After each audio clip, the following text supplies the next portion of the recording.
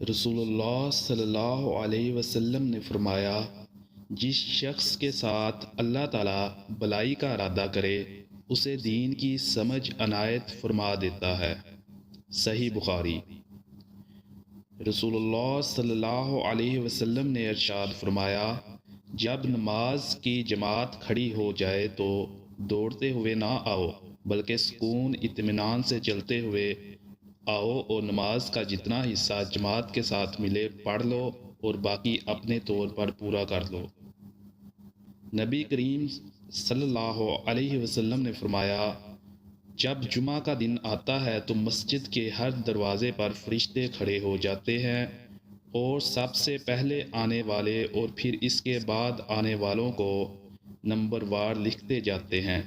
پھر جب امام خطبے کے لیے ممبر پر بیٹھ جاتا ہے تو یہ فرشتے اپنے رجسٹر بند کر لیتے ہیں اور ذکر سننے لگ جاتے ہیں۔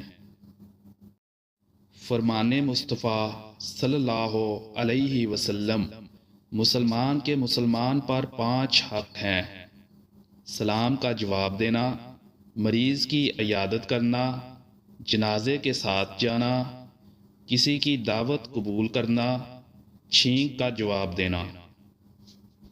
رسول اللہ صلی اللہ علیہ وسلم نے فرمایا، جو لوگوں پر رحم نہیں کھاتا اللہ بھی اس پر رحم نہیں کھاتا۔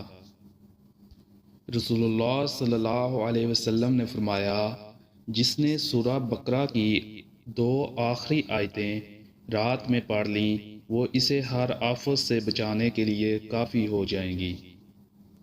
حضور صلی اللہ علیہ وسلم نے فرمایا کہ قطع رحمی کرنے والا جنت میں نہیں جائے گا۔